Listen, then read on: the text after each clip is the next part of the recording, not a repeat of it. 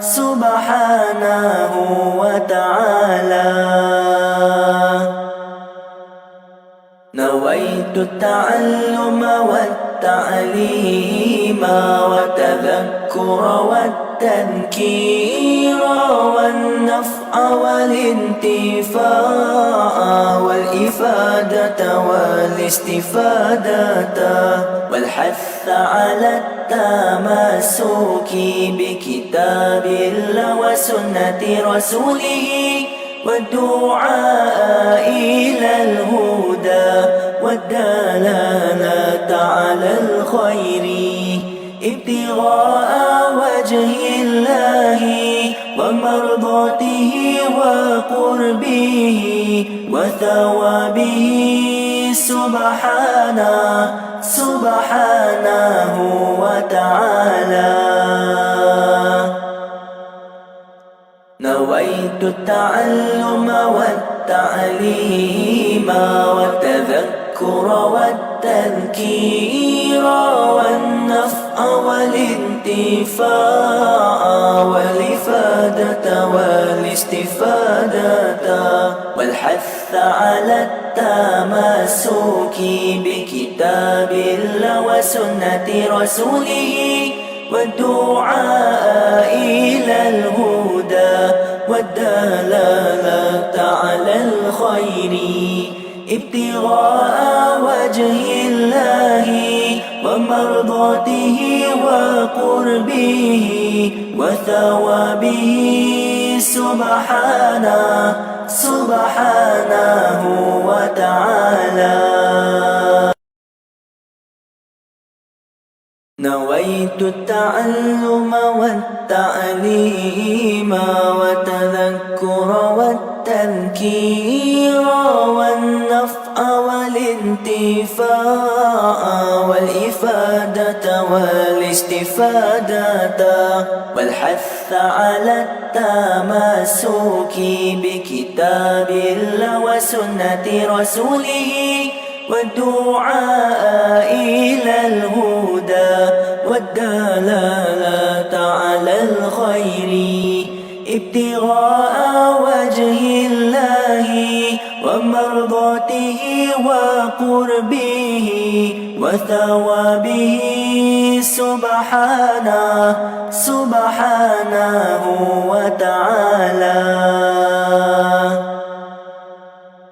نويت التعلم والتعليم والتذكر والتذكير والنفع والانتفاع والإفادة والاستفادة والحث على التمسك بكتاب الله وسنة رسوله والدعاء إلى الهدى والدلالة على الخير ابتغاء وجه الله ومرضاته وقربه وثوابه سبحانه وتعالى. نويت التعلم والتعليم والتذكر والتذكير والنفع والانتفاع والإفادة والاستفادة.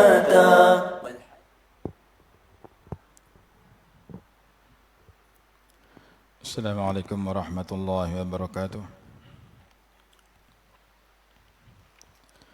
أعوذ بالله من الشيطان الرجيم. بسم الله الرحمن الرحيم. الحمد لله رب العالمين وبه نستعين على أمور الدنيا والدين والصلاة والسلام على سيدنا ومولانا محمد أشرف الأنبياء والمرسلين وعلى آله وصحبه أجمعين. سبحانك لا علم لنا إلا ما علمتنا إنك أنت العليم الحكيم. رب اشرح لي صدري ويسر لي أمري واحلل عقدة من لساني يفقه قولي ولا حول ولا قوة إلا بالله العلي العظيم.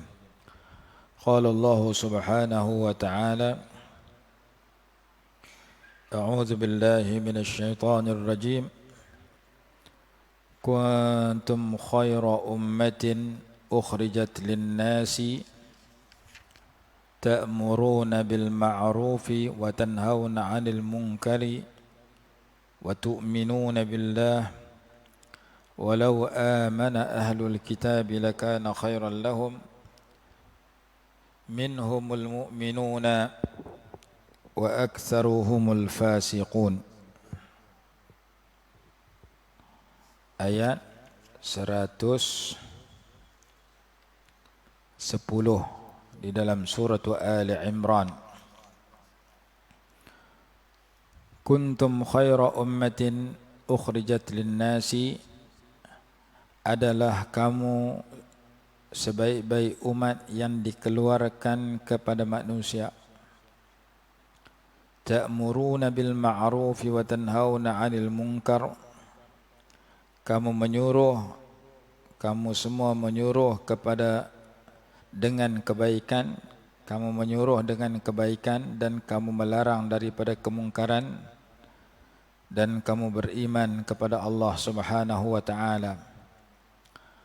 Walau amana ahlul kitab lakana khairan lahum, dan jika beriman oleh ahlul kitab, nescaya keimanan itu adalah lebih baik bagi mereka. Minhumul mu'minuna, sebahagian daripada mereka, yakni daripada ahli kitab itu, menjadi orang yang beriman. Wa aktsaruhumul fasiqun, dan kebanyakan mereka menjadi orang yang fasik, yakni orang yang kafir. Kuntum ya ummat Muhammadin fi ilmi Allah ta'ala khaira ummatin ukhrijat ay uzhirat lin-nasi ta'muruna bil ma'ruf wa tanhauna 'anil munkari wa tu'minuna billah walau amana ahlul kitabi lakana khairan lahum ay lakana al-imanu khairan lahum minhumul mu'minuna ka'abdillah ibn salam radhiyallahu anhu wa ashabihi wa aktsaruhumul fasiqun ayil kafirun. Lan yadurrukum illa adza, tidak memudarat oleh mereka itu, yakni Yahudi, wahai kaum muslimin, dengan sesuatu mudarat, illa adza, melainkan menyakiti, yakni dengan lidah, seperti mencerca dan melakukan janji yang buruk kepada orang beriman. Wa in yuqatilukum yuwallukumul adbara thumma la yunsarun, dan jika mereka memerangi kamu, mereka akan berbalik daripadamu ke belakang, yakni mereka akan ditewaskan. Summa la yunsarun, kemudian mereka tidak akan diberikan pertolongan. Duribat alaihimuz zillatu aynama suqifu, ditimpakan ke atas mereka itu kehinaan di mana sahaja mereka berada. Illa bihablin minallahi wa hablin minan nas, melainkan jika mereka berpegang dengan tali Allah, tali daripada Allah, dan tali daripada manusia, yakni menjaga perjanjian dengan manusia. Wa ba'u bi ghadabin minallahi, dan mereka kembali dengan mendapat kemurkaan daripada Allah. Wa duribat alaihimul maskanah, dan ditimpakan ke atas mereka itu kesengsaraan. Dzalika bi annahum kanu yakfuruna bi ayatillahi wa yaqtuluna al-anbiya'a bighairi haqqin. Dzalika bima 'asaw wa kanu ya'tadun. Demikian itu kerana mereka menjadi orang yang kufur ataupun mengingkari terhadap ayat-ayat Allah, dan mereka membunuh para nabi-nabi tanpa kebenaran.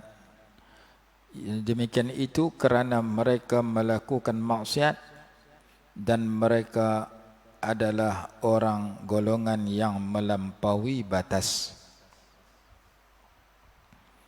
Ini cerita tentang, setelah Allah cerita tentang kita umat yang terbaik, Allah cerita tentang golongan Yahudi yang kebanyakan mereka tidak beriman, sebahagian kecil beriman. Minhumul mu'minun wa aktsaruhumul fasiqun. Dan orang yang tidak beriman itu tidak akan memudaratkan kamu kalau kamu orang beriman, dan sampai satu masa mereka akan ditewaskan. Apabila menghadapi orang yang benar-benar beriman dan beramal, Allah akan datangkan pertolongan sehingga golongan Yahudi itu akan ditewaskan. Ditimpakan kehinaan kepada mereka, kecuali kalau mereka berpegang dengan janji Allah dan dengan perjanjian kepada manusia, dan mereka ditimpa kemurkaan Allah dan kehinaan disebabkan kekufuran mereka kepada ayat Allah, dan disebabkan mereka memerangi dan membunuh sebahagian para nabi, dan disebabkan mereka asau, melakukan dosa, dan disebabkan wakanu ya'tadun, mereka melampaui batas. Kufur, membunuh nabi, melakukan dosa, melampaui batas, kesemuanya itu mengundang kemurkaan Allah dan kehinaan ke atas mereka. Laisu sawa'a, mereka tidak sama. Min ahlil kitab ummatun qa'imatun yatluna ayatillahi ana'al layli wa hum yasjudun. Ada sebahagian ahli kitab yang merupakan umat yang teguh dalam kebaikan. Mereka membaca ayat-ayat Allah di waktu-waktu malam, di samping mereka sujud kepada Allah. Ada sebahagian ahli kitab, mereka baca kitab Allah, ayat Allah di malam hari, mereka rokok sujud di malam hari. Mereka ini golongan yang beriman kepada Allah dan hari akhirat, dan menyuruh kepada ma'ruf dan melarang daripada mungkar, dan segera dalam melakukan pelbagai kebaikan, dan mereka itu orang-orang yang baik. Ayat 114 surah Ali Imran. Macam mana sifat ahli kitab yang bagus itu, yang pegang teguh dalam kebenaran, kebaikan, yang baca ayat Allah di malam-malam hari, samping rukuk sujud pada Allah sembahyang sunat. Yu'minuna billahi wal yaumil akhir. Sifat mereka yang pertama, mereka beriman kepada Allah dan hari akhirat. Sifat yang kedua, wa ya'muruna bil ma'rufi, menyuruh dengan kebaikan. Sifat ketiga, wa yanhauna 'anil munkar, dan melarang daripada kemungkaran. Sifat yang keempat, wa yusari'una fil khairat, dan mereka bersegera di dalam melakukan kebaikan-kebaikan. Sifat yang kelima, wa ulaika minas salihin, dan mereka itu orang-orang yang saleh, orang-orang yang baik. Ayat 114 menceritakan 5 sifat ahli kitab yang bagus, yang berpendirian teguh di dalam kebaikan, yang sering membaca ayat-ayat Allah di malam hari sambil sembahyang sunat, dan mereka orang yang beriman, menyuruh kepada ma'ruf, melarang daripada mungkar, cepat dalam kebaikan. Apabila kebaikan itu nampak untuk mereka buat, mereka segera lakukan. Segera dalam sembahyang, segera dalam bersedekah, segera dalam membantu orang, segera dalam buat baik. Wa ma yaf'alu min khairin falan yukfaruh wallahu alimun bil muttaqin. Dan apa sahaja yang mereka lakukan berupa kebaikan, maka tidak akan dihilangkan pahalanya, dan Allah itu Maha mengetahui terhadap orang-orang yang bertakwa. Jadi satu muka ayat ini menceritakan tentang sifat sebaik umat dan orang yang bercanggah dengan sebaik umat itu, iaitu golongan ahli kitab yang menyeleweng. Allah cerita dalam ayat ini tentang sebaik-baik umat. Ketika malam Isra' dan Mi'raj, Nabi SAW diperlihatkan tentang nabi-nabi yang terdahulu. Baginda menyatakan ada seorang nabi dan rasul yang berdakwah mengajak kaumnya kepada kebenaran, pengikutnya tidak sampai 10 orang. Seumur hidup dakwah, yang beriman tak sampai 10 orang. Ada lagi nabi lagi teruk lagi, maksudnya lagi teruk pengikut umat dia, hanya 3 orang. Seumur hidup berdakwah yang beriman 3 orang, hak tak beriman tak terhitung. Ada nabi yang pengikutnya hanya 2 orang. Ada nabi yang pengikutnya hanya 1 orang. Ada nabi dan rasul yang diutus oleh Allah mengajak orang beriman, tidak ada pengikut walaupun seorang. Seorang pun tak beriman. Tetapi baginda melihat satu kumpulan umat yang ramai, baginda menyangka inilah umatku, sebenarnya tidak. Itu adalah umat Nabi Musa alaihi salatu wassalam. Dan apabila disuruh kepada baginda melihat di satu sudut yang lain, lebih ramai daripada umat Nabi Musa, dikatakan itulah umat engkau. Jadi umat Nabi SAW yang bakal masuk syurga paling banyak berbanding umat yang terdahulu, sedangkan umur umat Nabi SAW paling singkat. Umur umat Nabi SAW antara 60 ke 70 tahun, itu yang paling banyak. Kalau lebih daripada tu, yang tu jarang-jarang lah. Yang naik sampai 70, 80, yang naik sampai 90, yang naik sampai 100, semakin sedikit, semakin sedikit. Yang biasa 60 ke 70. Lah pula kadang-kadang tak sampai 50, ada yang dah meninggal dah. Jadi umat Nabi SAW umur mereka singkat, tetapi pahala mereka banyak, derajat mereka tinggi. Ini anugerah Allah yang disebut sebagai syaraful ummatil Muhammadiyah, kemuliaan umat Nabi SAW.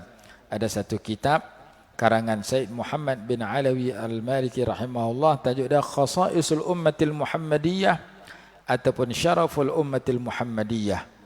Keistimewaan ataupun kemuliaan ya Allah anugerah kepada umat Nabi SAW di dalam ibadat-ibadat tertentu.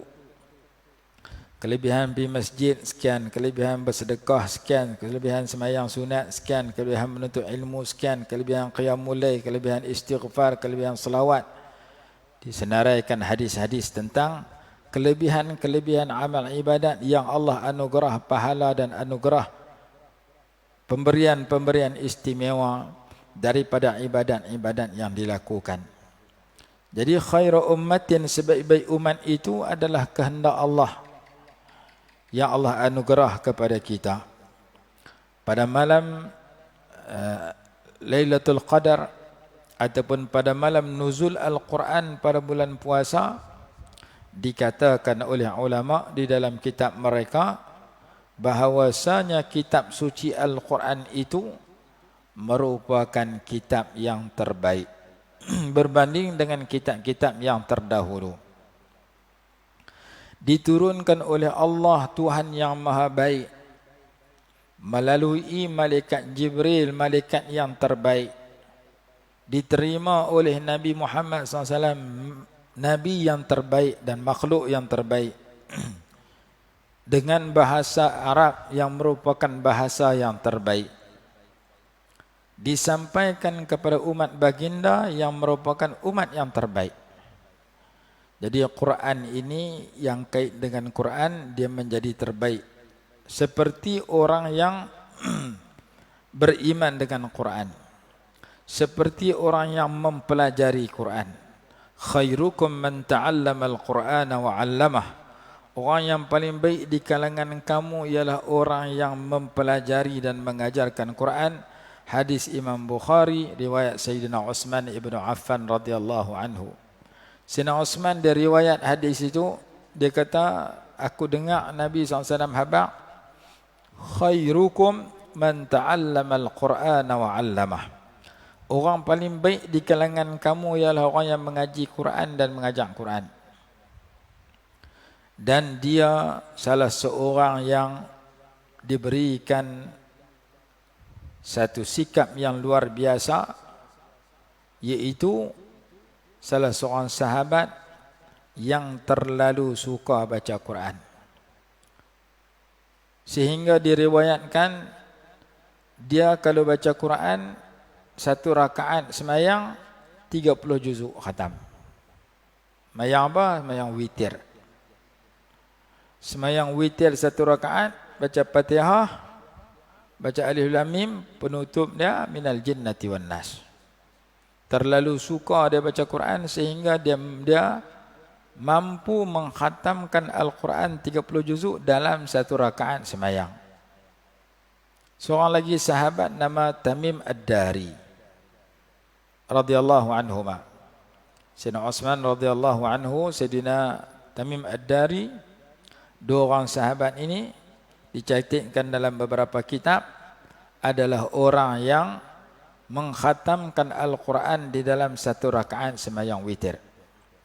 Di kalangan selepas itu Imam Sa'id ibn Jubair, seorang tabi'in rahimahullah, dan Imam Abu Hanifah. Ini di antara ulama yang khatam Quran satu rakaat 30 juzuk. Dan Sayyidina Uthman radhiyallahu anhu mati tengah baca Quran. Dia tengah baca Quran, musuh masuk kok bumbung, tikam dia, mati, darah dia tumpah atas Quran. Diceritakan sedemikian. Masa orang duk kepung dia tengah puasa. Lalu dia tertidur dan bermimpi berjumpa Nabi besar Muhammad SAW. Rasulullah tanya kepada Sayyidina Uthman, apakah kamu hendakkan pertolongan? Kalau kamu hendakkan pertolongan, kami nak hantar pertolongan. Rasulullah tanya dalam mimpi itu, kalau kamu nak tolong, nak pertolongan dalam menghadapi musuh yang sedang mengepung kamu, kami akan hantar pertolongan. Tapi pilihan kedua, kalau kamu tak mau kami hantar pertolongan, kamu bakal berbuka puasa dengan kami di dalam syurga. Maka Sayyidina Uthman pun pilih yang kedua. Saya nak buka puasa dengan engkau wahai Rasulullah di dalam syurga. Maka dia terjaga daripada mimpi itu, dia terus baca Quran. Jaga daripada mimpi, tidur, semayang, baca Quran. Tengah-tengah baca Quran, musuh masuk daripada bumbung rumah, terjun dan membunuh dia. Dia mati tengah baca Quran, dia mati tengah puasa. Itu salah satu daripada anugerah Allah kepada Sayyidina Uthman radhiyallahu anhu yang digelar sebagai Zunnurain, orang yang memiliki dua cahaya, kerana dia berkahwin dengan anak Nabi SAW dua orang. Kahwin yang pertama meninggal dunia, kahwin pula yang kedua. Kahwin dengan Ruqayyah, kahwin dengan Ummu Kulsum radhiyallahu anhuma. Dia menantu kepada Nabi SAW dua kali. Sayyidina Uthman radhiyallahu anhu meriwayatkan dalam sebuah hadis, orang paling baik di kalangan kamu adalah orang yang mempelajari Al-Quran. Dan tempat yang terbaik atas muka bumi, tempat yang diturunkan padanya Al-Quran, yaitu Mekah dengan Madinah. Mekah diturunkan wahyu di situ, Madinah diturunkan wahyu di situ. Tempat yang terbaik kita nak pilih susah dan tak boleh. Tetapi tempat kita bila dibacakan Quran di rumah kita, di masjid kita, di kampung kita, di taman kita, maka ia menjadi baik. Ia menjadi tempat yang berkat, yang bertambah kebaikan apabila Quran itu dibaca di mana-mana tempat. Dikatakan dalam kitab Ihya Ulumuddin, Imam Ghazali rahimahullah menyebutkan bahawasanya para malaikat di langit melihat rumah-rumah penduduk bumi yang dibacakan padanya Al-Quran, rumahnya bersinar dan bercahaya seperti mana penduduk bumi melihat bintang-bintang yang bergemerlapan di langit. Malam 14 hari bulan Islam ataupun malam 15 bulan purnama, terang benderang atas langit, kita nampak bintang bertaburan. Sini duk berkelip, sini bercahaya. Maka demikianlah penglihatan para malaikat di langit terhadap rumah-rumah yang dibacakan di rumah itu Al-Quran. Rumahnya bersinar, bercahaya, bergemerlapan, berkelip-kelip sebagaimana berkelipnya bintang di langit yang bertaburan. Tapi kalau rumah tu Quran pun tak baca, duk dengar lagu saja, rumah tu gelap, tak terang. Dan diri orang tu, hati orang tu terang, dirinya terang kalau dia baca Quran. Maka disebutkan bahawasanya Quran ini di mana saja dibaca, di situ ada kebaikan. Di antara dalilnya hadis riwayat Sayyidina Usaid ibn Hudayr radhiyallahu anhu. Ketika dia membaca Al-Quran, riwayat Imam Bukhari dan Muslim, kudanya musin, kelupuk musin, kerana terdapat atas kepala mereka seperti cahaya, seperti awan yang terang benderang yang turun semakin dekat. Dia takut kuda tu musim pijak anak dia nama Yahya yang sedang tidur. Maka dia berhenti baca. Maka cahaya itu hilang. Cahaya seperti awan itu hilang. Pagi besok dia cerita kepada Nabi SAW, semalam saya baca Quran, nampak terang atas kepala saya macam awan yang bercahaya, semakin dekat, semakin dekat. Maka Nabi SAW menyatakan bahawasanya kalau kamu baca terus sampai siang, orang siang akan nampak. Bacaan kamu itu menunjukkan bahawasanya Allah Ta'ala tunjuk ke kamu bahawasanya itulah tanda apabila kamu baca Quran, malaikat rahmat mendekati kamu. Quran ini dibaca di mana-mana pun mengundang kehadiran malaikat rahmat. Cuma orang tak nampak. Orang rasa melalui semakin tenang hatinya kalau dia baca Quran dengan ikhlas dan jujur. Sebagaimana hadis Imam Muslim, begitu juga riwayat Imam Tirmidzi, majtama'a qaumun fi baitin min buyutillahi, tidak berhimpun sekumpulan manusia di mana-mana rumah daripada rumah-rumah Allah, yatluna ayatillah, mereka membaca ayat-ayat Allah, wa yatadarasunahu fima bainahum, dan mereka saling bertadarus, saling mempelajari sesama mereka, mempelajari hukum hakamnya, mempelajari maksudnya, yani ikhfa, yani idgham, yani izhar, kemudian mempelajari makna dia dan maksudnya. Zalika, makna ini, Alkitab, mana Quran, la raiba fi, tidak ada keraguan padanya, hudan lil muttaqin, merupakan petunjuk kepada orang bertakwa. Dia belajar maksud-maksud ayat. Alladzina yu'minuna bil ghaib, yang beriman dengan perkara gaib, dan seterusnya. Jadi bila dia berhimpun untuk mempelajari lafaz Al-Quran, bagaimana nak sebut dengan cara yang betul, dan mempelajari makna Al-Quran, apakah maksud ayat ini untuk mereka fahami dan hayati, maka Allah janji nak bagi beberapa anugerah. Antara anugerahnya, illa haffathumul malaikah, mereka dinaungi atau didekati oleh para malaikat rahmat. Wa illa haffathumul malaikah wa nazalat alaihim sakinah, dan wa ghasyiyatuhumur rahmah, mereka dicurahkan kasih sayang oleh Allah. Wa nazalat alaihim sakinah, dan turun ke atas mereka itu ketenangan jiwa. wa dzakarahumullahu fi man indah, dan Allah memuji nama mereka di sisi para malaikat. Orang yang berhimpun nak belajar Quran, di mana-mana dia belajar, Allah bagi 3-4 perkara, dengan syarat dia mengaji dengan ikhlas dan jujur. Bukan kerana keduniaan, bukan kerana nak pujian daripada orang, bukan kerana selain daripada ibtigha wajhillah. Maka Allah akan bagi kepada dia curahan rahmat. Allah akan hantar para malaikat rahmat mendekatinya, mendekati dirinya. Allah Ta'ala berikan ketenangan jiwa ke dalam hati dia. Allah Ta'ala memuji nama dia di sisi para malaikat. Mereka yang berhimpun untuk membaca dan mempelajari Quran. Yatluna kitab Allah wa yatadarasunahu fima bainahum. Lalu Quran yang turun di Mekah dan di Madinah menyebabkan Mekah dan Madinah menjadi hebat disebab ia mahbatul wahyi, tempat turunnya wahyu.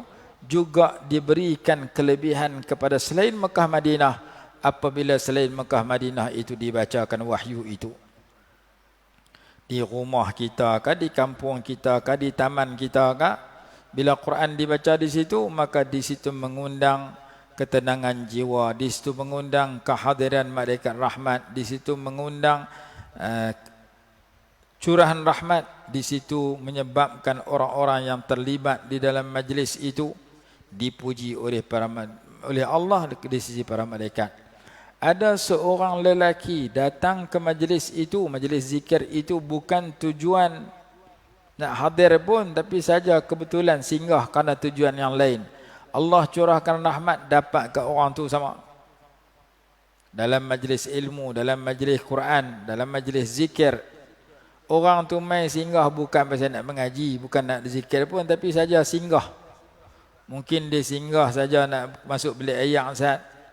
Sambil-sambil itu dia dengar majlis ilmu yang disampaikan, Quran yang dibaca, zikir yang dibaca. Dia dapat sama dengan orang yang hadir. Humul qawmu la yashqa bihim jalisuhum. Hadis kata mereka itu adalah kumpulan yang siapa mai duduk dengan mereka tidak akan ditimpa kecelakaan. Tumpang dapat kebaikan sama. Maka kita ni tak reti mengaji, duduk dalam majlis ilmu. Saya ni buta huruf, tulis pun tak boleh, baca pun tak boleh. Kalau boleh tulis, boleh baca pun tak boleh, tengok dah, mata kelabu dah. Tapi saya piduk lah dengan majlis ilmu, habang pun tak ingat dah. Habang kok lain, dengar hal lain, orang kata kok lain, kita cerita kok lain. Saya ni dah tak boleh tampung. Orang kata kok no, saya kata kok ni. Pergi ambil ubat, doktor kata makan 3 kali sehari, saya pergi habang ke orang 3 hari sekali. Kali doktor kata kok lain, kita kata kok lain. Biasanya lupa, tak boleh nak ingat dah. Dulu masa kecil-kecil mengaji senang ingat, lah tua ni habang kok lain, pi kok lain. Pepatah Arab menyatakan at-ta'allumu fis sighar kan naqshi fil hajar wa at-ta'allumu fil kibar kal kitabati 'alal ma'. Mengaji masa kecil-kecil macam mengukir pada batu, dilekat. Mengaji masa tua serupa tulis atas hayang. Masa tulis tu lah terpadam. Kita pi tayang kolah, kita ambil jari kita ambil pen, kita tulis atas hayang kolah. Kita tulis A, kita tulis B, kita tulis alif, ba, ta, 1, 2, 3. Masa tulis, masa tu terpadam. Pasal apa? Tulis atas hayang. Mana nak lekat? Kalau pepatah Melayu dia kata tuang ayak atas daun keladi. Masa tuang tu dia terjun. Ayak tuang setitik, secawan, setimba, 1 tung, tak pernah lekat. Terjun habis. Daun keladi duduk aku tu. Tuang ayak atas daun keladi ni tak lekat. Tulis atas ayak, tak tulisan tu hilang la tu. mengaji masa kecil macam mengukir pada batu dia lekat lama. Mengaji masa tua, masa mengaji itu lupa. Walaupun saya pelupa, hak nu tak ingat, hak ni tak ingat. Tak kunci kereta tang lain pergi cari tang lain. Lupa makan lagi kacau. Ada orang pergi mengaji, bawa bini dia pergi kuliah subuh. Balik naik motor balik seorang, lupa bini. Yang bini duduk tunggu, mana laki aku ni? Sembang apa sampai cerah? Nak tengok, tak ada. Tumpah orang balik rumah, tengok duduk lena di rumah. Wak bini lupa. Kadang-kadang kita lupa dengan sebab faktor usia. Tapi kita pergi mengaji juga. Lupa pun lupa lah. Lupa makan. Ada orang tua seorang. Tua dah. Ingat lupa. Dia baru sudah makan. Anak dia baru jamu makan tengah hari. Lepas makan, tetamu mai ziarah. Maklum, makan nasi ke ni? Maklum 3 hari dah tak makan. Padahal baru sudah makan lah. Kalau tetamu tu percaya kat dia, pakai marah kat anak menantu. Hampa jaga orang tua macam mana sampai tak jamu makan.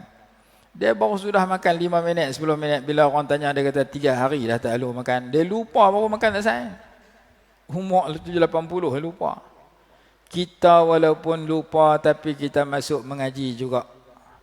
Kita masuk dalam majlis zikir. Kita masuk dalam majlis ilmu, majlis tadarus Quran. Kalau kita masuk dengan jujur dan ikhlas, kita dapat hati yang tenang. Kita dapat curahan rahmat kasih sayang Allah. Kita dapat mendampingi malaikat rahmat. Nama kita dipuji dan disebut sebagai orang baik oleh Allah di sisi para malaikat. Sebagaimana hadis yang berbunyi, wala in dzakarani fi mala'in dzakartuhu fi mala'in khairin minhu. Kalau dia ingat aku dalam satu jemaah, dalam satu kumpulan manusia, aku menyebut namanya di sisi jemaah yang lebih baik daripada mereka, di sisi para malaikat. Maka majlis Al-Quran, majlis pengajian tentang Quran, pengajian ilmu tauhid, fiqh, tasawuf yang merupakan ilmu Al-Quran, sirah dan sebagainya. Kalau kita hadir, kita akan dapat pelbagai penambahan kebaikan kerana di situ dibacakan Quran, dan Quran ini merupakan kitabun anzalnahu ilaika mubarakun liyadabbaru ayatih. Quran ini merupakan kitab yang kami turunkan kepada engkau, mubarakun, diri Quran itu diberkati. Dan Quran ini bila turun di suatu malam, malam itu diberkati. Inna anzalnahu fi lailatin mubarakah. Kami turunkan Quran pada malam yang diberkati. Kitab Quran itu sendiri diberkati. Waktu Quran turun, waktu yang berkat. Dan ia turun di Mekah. Mekah ni macam mana sifat dia? Inna awwala baitin wudi'a lin-nasi lalladhi bi Bakkah mubarakan. Sesungguhnya rumah yang pertama dibina atas muka bumi, iaitu Kaabah, terletak di tanah suci Mekah. Macam mana sifat Mekah? Mubarakan, diberkati. Kemudian Nabi SAW berpindah ke Madinah. Di Madinah turun wahyu yang menyambung setelah turun di Mekah. 13 tahun di Mekah, 10 tahun di Madinah. Madinah juga tempat yang diberkati. Rabbi anzilni munzalan mubarakan wa anta khairul munzilin. Ya Allah, tepatilah aku di tempat yang diberkati. Engkau sebaik-baik pemberi penempatan. Jadi Mekah berkat kerana Quran, Madinah berkat kerana Quran, malam waktu berkat kerana Quran, tempat berkat kerana Quran. Bila kita tigai Quran, kita mengurangkan keberkatan.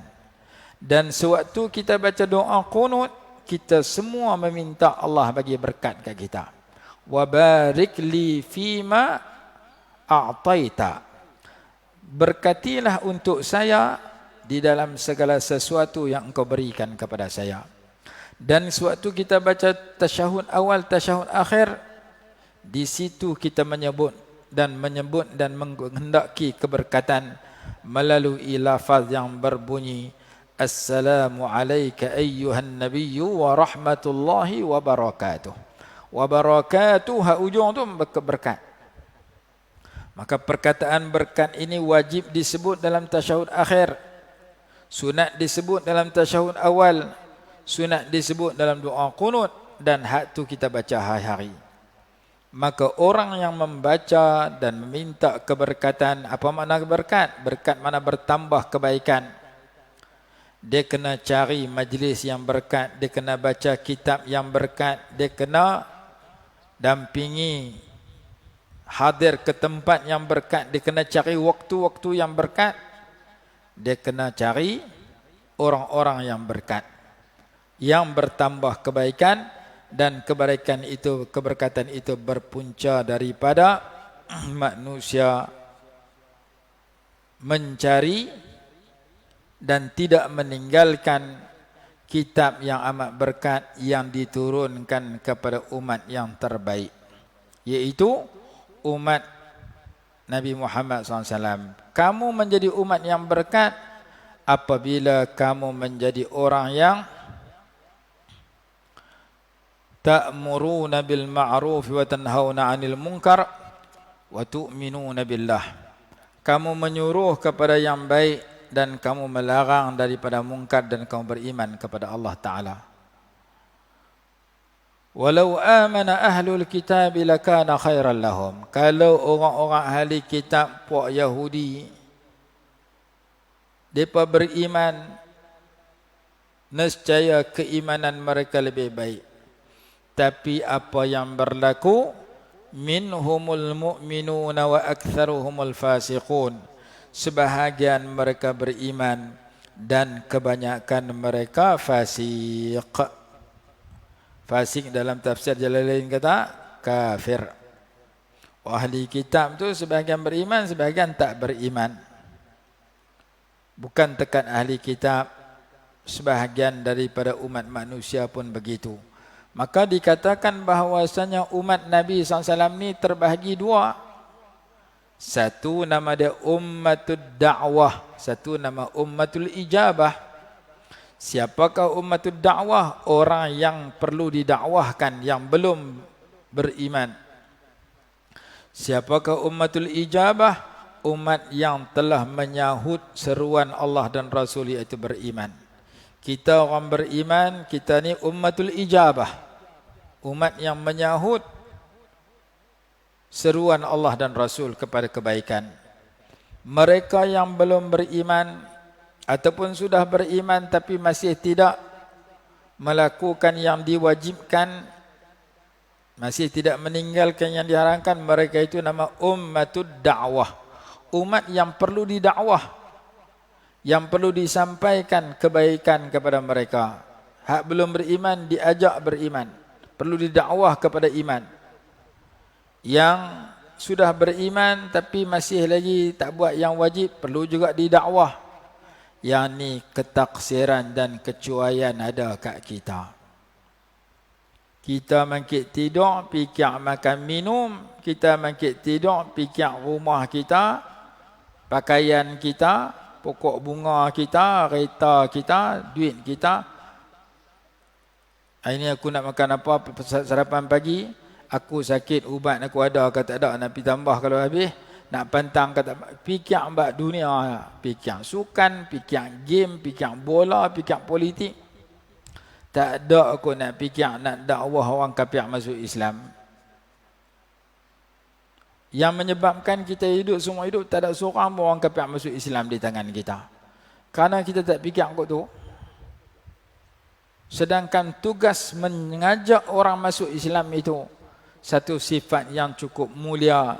Hadis kata, seorang mendapat petunjuk dengan sebab kamu lebih baik daripada dunia dan segala isinya. Lebih baik daripada kamu mendapat unta yang berwarna merah, yang ini kereta yang paling mahal. Kereta yang kamu beli berjuta-juta ringgit tak sama dengan seorang dapat petunjuk dengan sebab kamu. Maka tugas kita setelah Allah bagi Islam kat kita, ajak orang bukan Islam masuk Islam. Ajak tu dua cara, satu dengan lidah, kita pergi sembang dia, jom kita masuk Islam. Yang kedua bukan dengan lidah, iaitu dengan kelakuan, dengan pergaulan. Kita bergaul dengan dia, pamerkan keindahan akhlak Islam supaya dia nampak Islam ini agama yang baik. Orang Islam yang bergaul dengan aku, orang yang boleh percaya, orang yang bagus, yang ambil hati aku, yang tak berkeli, yang tak menyakitkan hati aku, menggembirakan aku bila aku jumpa dengan dia. Kita jumpa Cina, Hindu yang belum Islam, kita bergaul dengan pergaulan yang mulia, yang membahagiakan mereka. Itu salah satu dakwah. Cuma dakwah dengan kelakuan, bukan dakwah dengan kata-kata. Dakwah dengan kelakuan ni lebih tinggi dia punya kesan daripada dengan kata-kata. Ad-da'watu bilisanil hal afsah min lisanil maqal. Berdakwah dengan kelakuan lebih fasih daripada berdakwah dengan kata-kata. Orang bukan Islam kita kena dakwah depa, tak boleh cakap, berdakwah dengan pergaulan. Orang Islam pun sama. Jadi mengajak kepada orang kepada kebaikan, kita dah baca ayat sebelum tu. Dalam ayat ni pun ada, iaitu ta'muruna bil ma'ruf wa tanhauna 'anil munkar. Kamu suruh diri kamu orang lain buat baik, larang pada munkar, dan kamu beriman kepada Allah. Dalam ayat sebelum tu kita dah baca tentang wal takum minkum ummatun yad'una ilal khair wa ya'muruna bil ma'ruf, ayat 104 surah Ali Imran, wa yanhauna 'anil munkar wa ulaika humul muflihun. Jadi dalam kita mangkit tidur, kita duk fikir nak sarapan pagi makan apa, duit aku macam mana, ada tak ada, ubat aku makan tak makan. Salah satu kita kena fikir macam mana nak ajak orang lain jadi orang baik. Macam mana kita nak ajak diri kita jadi orang baik. Macam mana nak ajak diri kita, keluarga kita jadi orang baik. Macam mana nak ajak jiran kita jadi orang baik. Macam mana nak ajak orang bukan Islam masuk Islam jadi orang baik. Kerana memikirkan perkara itu sudah dilakukan oleh Nabi besar Muhammad SAW, disampung oleh para sahabat. Ada satu kitab lebih kurang 800 muka surat. Tajuk dia Rakaizud Da'wah, sasaran-sasaran dakwah. Mengajak orang bukan Islam masuk Islam satu bab, mengajak orang yang dah Islam supaya menghayati Islam satu bab yang kedua. Ajak orang kaya jadi orang kaya yang beriman dan bertakwa, ajak orang sakit yang beriman dan bertakwa, ajak orang lelaki yang beriman, anak kanak-kanak, ada orang perempuan, ajak orang yang bekerja, ajak orang yang kerja sendiri, mengajak semua lapisan masyarakat kepada menjadi orang baik adalah tugas Nabi SAW. Dalam kitab itu disenaraikan hadis-hadis Rasulullah ajak semua golongan anak yatim, golongan ibu bapa, golongan guru, golongan pekerja, macam-macam golongan supaya menjadi orang yang baik. Kita kadang-kadang tak ada tu. Kita tak fikir jumpa Cina Hindu kita nak berkeling dengan mereka. Kalau nak kutuk mereka. Duduk dalam kampung kita cari pasal berkeling dengan mereka. Menyebabkan Cina pun berkeling kita. Akhirnya kita duduk dalam kampung, kita nak ajak dia masuk Islam. Tak boleh. Dia nak masuk Islam, dia tengok kelaku kita duduk berkeling dengan dia. Sedangkan Islam ini agama belas kasihan. Kesianlah mereka di bumi, kamu akan mendapat kesian daripada malaikat di langit. Ar-rahimuna yarhamuhumur rahmanu tabaraka wa ta'ala. Irhamu man fil ardi yarhamkum man fis sama'. Orang yang bersifat belas kasihan akan dirahmati oleh Allah yang Maha Pemurah. Kasihanilah mereka di bumi, nescaya kamu akan dikasihani oleh mereka yang di langit. Kesian kat dia tak masuk Islam lagi, kita ajak dia masuk Islam, sama ada dengan kata-kata, tak boleh kata-kata, dengan pergaulan, dengan pergaulan yang baik yang kita pamerkan supaya dia nampak Islam ini agama yang baik. Bukti dia orang Islam ni dia cari jalan untuk berbuat baik kepada aku. Dia jadi jiran aku, dia tak menyakitkan hati aku. Dia mai kedai aku, dia nak beli barang, dia tak bercakap benda yang menyakitkan hati aku. Bahkan dia menggembirakan aku dengan kata-katanya yang baik. Maka itu satu dakwah yang akan ditulis sebagai amal yang baik. Dakwah tu nama dia dakwah dengan lisanil hal, dengan kelakuan, dengan pergaulan yang mulia, dengan akhlak yang baik yang kita pamerkan. Kalau orang bukan Islam kena dakwah dengan kata yang baik, orang Islam yang sudah Islam pun sama. Cari jalan hak tamu semayang, nak ajak mereka pergi semayang. Cari jalan hak tamu pergi masjid, nak ajak mereka pergi masjid. Cari jalan kepada orang yang lupa kepada mati, buat bekai pada mati untuk mereka fikir nak buat bekai kepada mati. Kesemuanya itu akan menjadi catatan pahala yang besar di akhirat kelak. Kerana orang yang mengajak kepada kebaikan ni, kata-katanya merupakan kata yang terbaik.